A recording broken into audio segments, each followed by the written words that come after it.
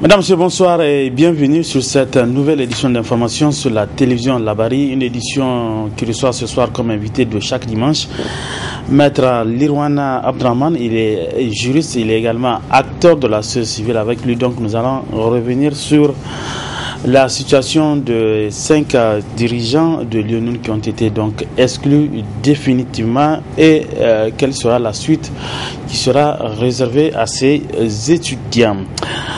Le temps de débuter cet entretien, nous allons parler de ce point de presse qui a été animé ce matin par la directrice générale de ASUSU SA. Il s'est agi pour Madame Yacouba Reiki Jarmakoy d'apporter sa version des faits sur certaines informations relatives à la situation de la société de microfinance ASUSU qui rencontrerait des difficultés dont la fermeture serait proche. Un extrait de ce point de presse avant de retrouver l'intégralité en partie magazine de ce journal. On écoute Madame Yacouba Reiki Jarmakoy. Nous avons jugé opportun de rendre public notre opinion purement technique par rapport aux informations qui sont véhiculées tout azimut dans les réseaux sociaux et la presse écrite. Et ces informations nous paraissent quand même assez importantes et en même temps assez difficiles pour nous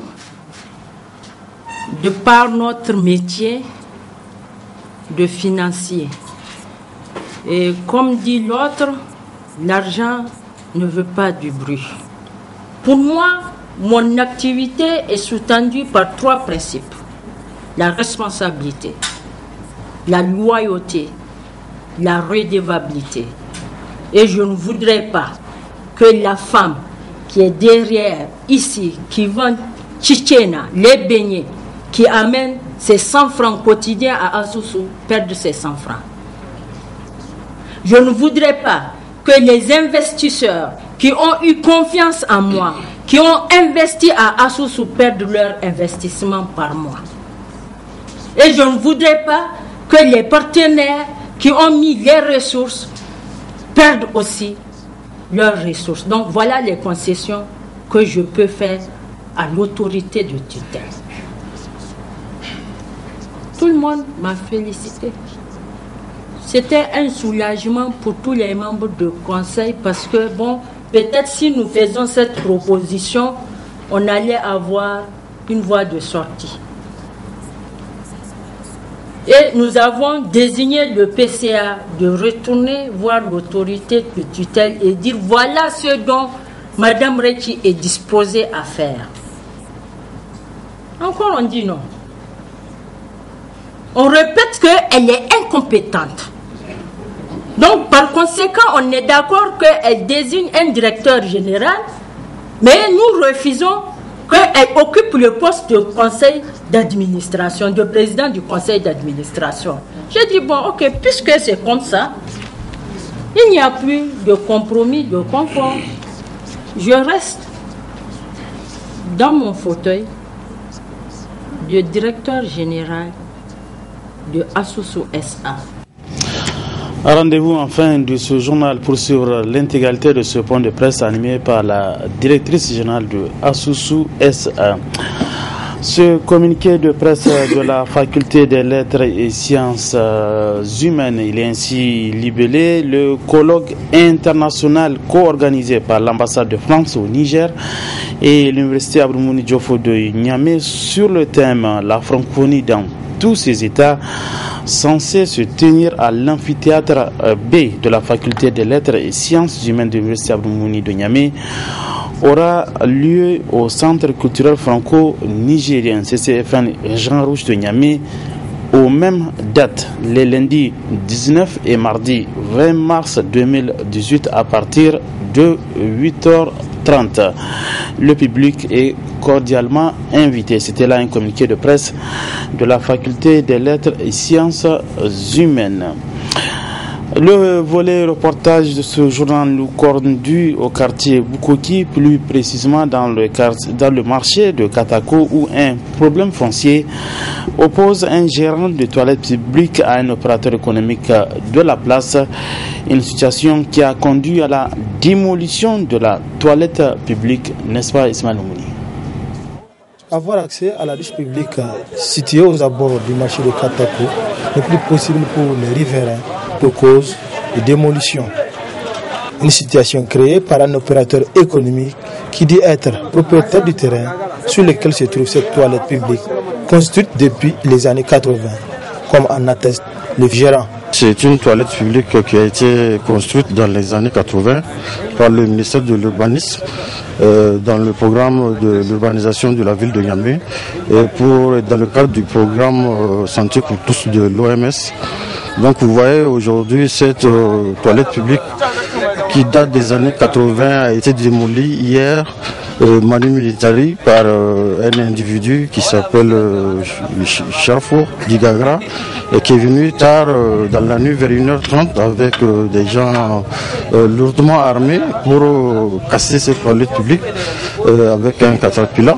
Dans la nuit, quand ils étaient venus, les gardiens qui étaient là étaient tabassés copieusement avec des armes. Il y a même un qui dit qu'il a été menacé par une arme, une arme réelle. Et puis bon, franchement, ils ont été tabassés. Mais c'est dommage de voir un lieu public qui date des années 80, qui a été démoli en ligne militaire vers 1h30 du matin.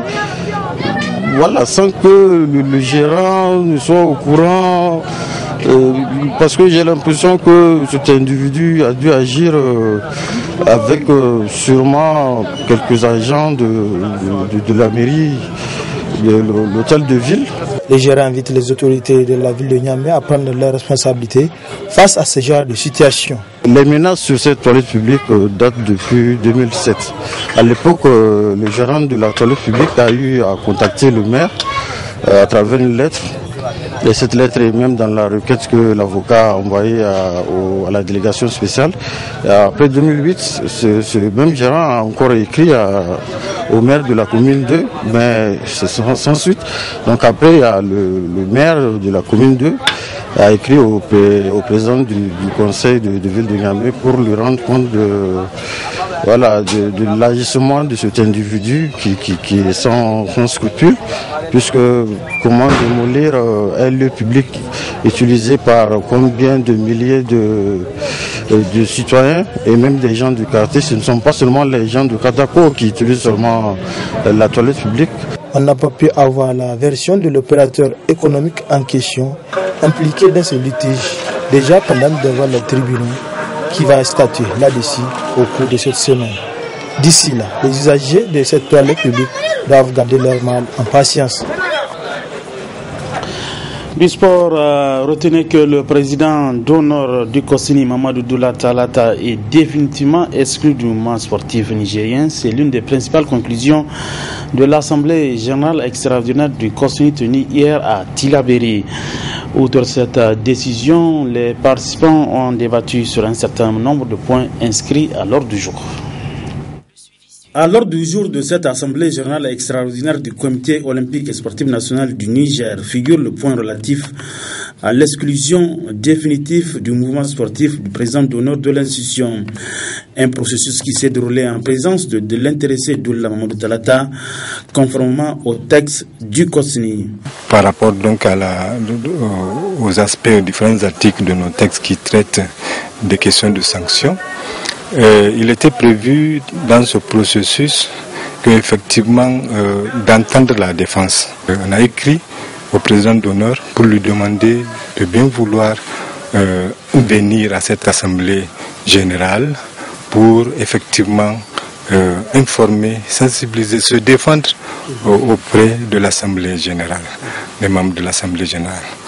Et ce qu'il a fait, lorsqu'on lui a donné la parole pour pouvoir s'exprimer par rapport au dossier en question, et il a juste fait rentrer un huissier et il a échangé un peu avec l'assistance en disant qu'il n'a plus rien à dire par rapport à ce dossier. Ce qu'il a dit est déjà dit. Donc maintenant, il renvoie les gens au vote. Au terme du vote, les présidents des fédérations sportives ont infligé la sanction la plus lourde, l'exclusion définitive de M. Mamadou Doulatlata du mouvement sportif nigérien. Place à présent aux préparatifs des échéances qui attendent les sportifs. Pour sa part, le président du COSNI a salué l'esprit dans lequel les travaux ont eu lieu. Sachez que nous sommes résolus à accompagner l'Olympiade 2017-2020. Donc nous sommes disposés à accompagner toutes les fédérations qui sont dans ce cadre-là. Devant nous, il y a je l'ai dit à Dosso, il y a les Jeux africains de la jeunesse, ça c'est en juillet prochain. Il y a les Jeux olympiques de la jeunesse, ça c'est en 2019. Et juste après, il y a les Jeux olympiques. Donc donnons-nous la main pour faire du sport qui gagne. Et donnons-nous la main pour que nous puissions améliorer nos résultats de 2016. Après avoir dirigé pendant une dizaine d'années le COSNI, l'ancien baron du mouvement olympique nigérien vient de recevoir une sanction qu'aucun dirigeant sportif n'a écopé. Une sanction pour manquement au principe des valeurs olympiques. Avant l'invité du journal, retenez le lancement hier après-midi de la deuxième édition du tournoi interscolaire des écoles primaires du premier arrondissement communal de Niamey. Le tournoi est l'œuvre de l'association Académie Matassa et on fait le point avec Abdelrazak Léo. C'est parti pour la deuxième édition du tournoi de football des jeunes initié par l'association Sport Académie Matassa après son succès l'année dernière. Un tournoi réservé aux écoles primaires de l'arrondissement communal Niamey 1. Nos objectifs, c'est quoi? C'est d'aider les jeunes les pépinières afin qu'ils puissent s'intégrer dans des centres de formation ou dans des centres d'entraînement, afin de qu'on puisse les intégrer au plus tard dans des clubs afin de continuer leur travail. Donc notre travail, c'est seulement pas le football, nous travaillons avec presque toutes les fédérations qui nous touchent pour des activités. Donc ce tournoi, la deuxième édition, la première édition on avait fait la première édition l'année passée, Dieu merci, et nous avons eu 16 équipes participantes, donc parrainées par l'association, par la fondation Marif. Cette année aussi, nous avons élargi encore ce tournoi. Nous avons touché 7 nouvelles écoles qui vont participer pendant un mois sur 4 poules différents. Nous avons 4 terrains où les deux de chaque premier de chaque terrain vont se qualifier pour les quarts de finale. Donc aujourd'hui, Dieu merci, nous sommes à l'ouverture. Si prêt à Dieu, on va se retrouver pendant à peu près un mois pour revenir ici au même endroit pour jouer la finale. Donc nous espérons seulement que le meilleur gagne. À noter que ce tournoi est parrainé par la fondation Marif. Soyez-en rassurés du soutien et de l'appui indéfectible de la fondation Marif de Turquie. La pratique sportive en milieu scolaire est importante à plus d'un titre. Le sport fortifie l'organisme, le prépare et le rend réceptif aux apprentissages scolaires. Le sport est un facteur de rapprochement et de cohésion entre les jeunes, d'entente et de tolérance. La pratique du sport scolaire fait découvrir une diversité de talents, futures pépinières de l'élite sportive du pays et peut-être des futurs médaillés olympiques. Ce tournoi, qui prendra un mois, se jouera sur plusieurs terrains, dont SOS ou encore Flo Germain. Un tournoi qui permettra l'épanouissement des enfants dans le sport et la cohésion entre les scolaires. Avant la partie magazine, je l'annonçais donc au début de cette édition, la partie magazine du point de presse de la directrice générale de Asusu SA. Nous recevons ce soir comme invité de dimanche Maître Lirouane Abdraman. Maître, bonsoir. Bonsoir. Avec vous, donc, nous allons revenir sur cette question qui a fait l'actualité depuis quelques jours. C'est ce bras de fer qui a opposé le SNEX et l'UNUN. Finalement, cette affaire est en train de trouver un dénouement parce qu'il y a eu un protocole d'accord entre le ministère et le SNEX Niamey. Mais maintenant, la grosse question qui se pose, quel sera le sort qui sera réservé à ces 5 responsables de l'Union qui sont définitivement exclus?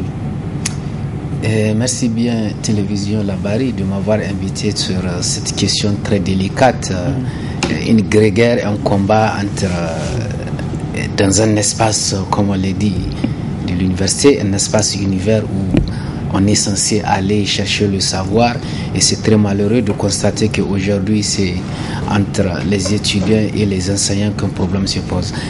Et avant de répondre à votre question, il faut préciser que effectivement ce protocole a été signé entre les enseignants et chercheurs et le gouvernement de la République du Niger. Et le mot d'ordre est élevé.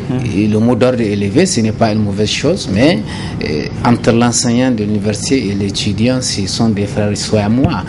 Et si le mot d'ordre de grève du syndicat des enseignants chercheurs de l'université a été élevé, et cela ne veut pas dire que le cours va reprendre, parce qu'il faut voir le côté des étudiants compte tenu de la situation. Est-ce qu'ils vont accepter d'aller reprendre le cours? C'est ça le problème. Alors là, apparemment dans le contenu du protocole qui a été signé, je ne sais pas si la décision du conseil de l'université a été transmise légalement et régulièrement à l'autorité supérieure qui est le ministre des enseignements supérieurs, pour dire d'ores et déjà que le contenu où ils se sont accordés avec le gouvernement, et ça c'est une observation que je suis en train de faire, comme si l'autorité a entériné tout ce que le SNEX a fait, la décision qu'il a prise, comme s'il a entériné au regard du protocole, en attendant que le PV de la délibération soit transmis. Il faut préciser que au fond le dossier a été mal apprécié.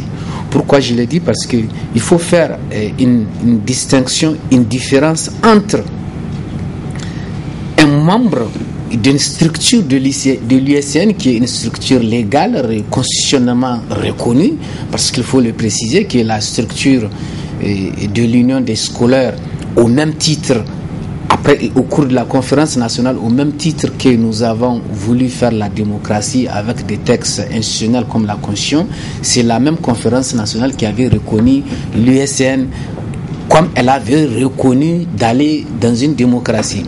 Alors, il faut faire la distinction entre les actes posés par un étudiant qui est responsable d'une structure, donc qui est une personne morale, différente d'un étudiant dans une relation normale académique. Donc, un étudiant qui pose un acte dans une circonstance de relation académique entre lui et son professeur, ce n'est pas la même chose qu'un étudiant, personne morale qui agit dans le cadre d'une structure, parce qu'il n'agit pas intitut personnel au nom de sa personne, il agit au nom de la structure. Donc, pour moi, il faut apprécier les choses dans les faits des actes qui ont été posés. S'il y a une sanction à prononcer, il ne faut pas faire de l'amalgame. Il faut sanctionner la structure à travers laquelle l'étudiant a agi, au lieu de les sanctionner intitut personnel alors qu'il n'est pas dans une relation normale et ordinaire des relations académiques. L'université, c'est des milliers de personnes. Il y a des étudiants même qui ne peuvent pas connaître leurs enseignants. S'il s'agit d'un cours académique, tu peux venir faire un examen sans connaître tes professeurs. Et puis le titre de professeur de l'université, ce n'est pas écrit au front pour remarquer. Donc aussi, il faut faire la distinction entre les problèmes qui peuvent naître entre les étudiants et les professeurs hors du cadre académique. Ça peut être dans un restaurant, ça peut être dans la rue tout court, qui ne peuvent pas avoir la même appréciation que lorsqu'on est dans un contexte académique. Donc il y a une erreur d'appréciation, parce qu'au statut de ces relations, les délégués du personnel d'une manière générale ou les délégués dans les structures n'obéissent pas à la même procédure de sanction ou de licenciement que les ouvriers ou bien les employés ordinaires. Les délégués ont un statut personnel et particulier et une procédure particulière lorsqu'il s'agit de réprimer ou bien de faire une sanction disciplinaire par rapport aux actes qu'ils posent. Et c'est pour cela que je vois que l'aspect le plus important du dialogue qui peut régler cette question, pas nécessairement judiciaire, est en train d'être comment on appelle ça, raté un dialogue au regard du contenu du protocole qui a été signé et qui a été accepté par l'autorité, et comme si on ne veut pas donner la chance à un dialogue qui est le plus important. Alors, dans ce cas, nous avons deux possibilités judiciaires pour régler ce problème et en même temps des possibilités d'un dialogue. Lorsque les concernés de cette sanction doivent, avant de saisir le juge, faire le préalable d'un recours gracieux devant l'autorité qui a pris la décision d'exclusion ou un recours hiérarchique par devant l'autorité supérieure de celle qui a pris l'acte, c'est-à-dire le ministère des enseignements supérieurs. Ils font un recours gracieux ou un recours hiérarchique. Après, comme ce sont des mesures individuelles prises par une administration, c'est une mesure individuelle, donc, et dans un délai de 2 semaines après avoir fait le recours gracieux ou le recours hiérarchique, si l'autorité répond favorablement, tant mieux. Si elle ne répond pas, ce qui veut dire qu'au terme de ces délais, ce qui veut dire que le silence de l'administration vaut rejet. Et en ce temps, ils sont fondés par une requête à saisir le Conseil d'État qui est la juridiction compétente pour trancher sur cette question. Entre autres, entre la saisine, entre le recours gracieux et le recours hiérarchique, d'ores et déjà, ils peuvent faire un référé devant le Conseil d'État pour demander de surseoir à la décision de sanction qui a été prise, comme le mot d'ordre est levé de grève, et puis leur permettre de faire le cours et permettre la possibilité d'un dialogue. Alors, moi, ce que je souhaite, et pour faire les choses légalement et juridiquement, au moment où ces étudiants, au moment où ils font le recours gracieux, je pense que c'est le moment favorable d'ouvrir des négociations pour trouver un dialogue, pour ouvrir et donner la possibilité d'un dialogue avant la saisine, ou bien au cours même de la saisine du Conseil d'État. On peut permettre, on peut favoriser, comment on appelle ça, la possibilité d'un dialogue pour régler cette question à l'amiable entre les enseignants et leurs étudiants, parce que une décision de justice, dans tous les cas, quand elle est rendue, elle va faire un mal au moins, parce que les deux parties qui sont concernées, la plus diligente qui saisit le juge, il va rendre une décision, et ma foi, il y aura une partie qui va perdre. Alors, maître, il y a eu un protocole d'accord quand même entre le SNEX et le ministère. Dans votre exposé, vous parlez qu'on peut toujours trouver un terrain d'entente. Est-ce qu'à l'allure où vont les choses, vous pensez que cette situation peut être sauvée vraiment? Et ces 5 étudiants exclus, est-ce que c'est possible quand même de leur donner une nouvelle chance pour qu'ils reprennent les cours quand même? Oui, et comme j'ai tenté de l'expliquer, le mieux, ce qui serait souhaitable, c'est de voir régler ce problème dans un cadre de dialogue et d'échange avec les partenaires. Et c'est pour cela que moi, si j'ai des conseils et un appel à lancer, c'est de le lancer vraiment à l'endroit des acteurs qui peuvent intervenir pour pouvoir régler ce problème. Parce que là, le gouvernement n'a pas intérêt. Il n'a pas du tout intérêt, et ça l'arrange cette situation où, entre le trio, nous avons un trio, le gouvernement, les enseignants-chercheurs et les étudiants. Ces étudiants, il faut m'excuser, et c'est la vérité, ils sont quelque part politisés. Vous avez constaté que récemment, le secrétaire général, l'ancien qui a été remplacé, du coup, dès qu'il a fini son mandat, maintenant il se retrouve dans une structure politique, notamment le parti politique au pouvoir. Alors, le gouvernement a ses propres problèmes avec les étudiants. Maintenant, un problème vient de naître, qui ne dit pas que même le gouvernement n'est pas à la base, parce que la majorité de ces enseignants-là sont des militants du parti au pouvoir, le PNDS. C'est ça le plus grand problème. Beaucoup bien avant cette décision, mais ils ont même paralysé l'université parce que beaucoup d'entre eux bénéficient de décrets où ils sont conseillers, où ils ont abandonné la fac. Non, ce sont des éléments qui sous-tendent et qui constituent l'agent causal même de la situation qui a été créée aujourd'hui. C'est pour cela. Non, maître, s'il vous plaît, quand vous accusez quand même les anciens chercheurs qu'ils aient la carte quand même du parti présidentiel, du parti au pouvoir, c'est quand même. Est-ce que vous pensez que c'est réellement vrai? Est-ce que c'est la raison quand même? Vous avez ces preuves? Non, la preuve, ça, c'est de notoriété publique que la majorité des enseignants, j'ai fait ce débat là hier, ce soir, devant un professeur de l'université qui n'a pas nié ça, qui a dit oui, en majorité, ils sont militants du PNDS. Et l'histoire nous a appris que le PNDS a commencé à recruter ses militants dans le milieu scolaire et dans le milieu des enseignants.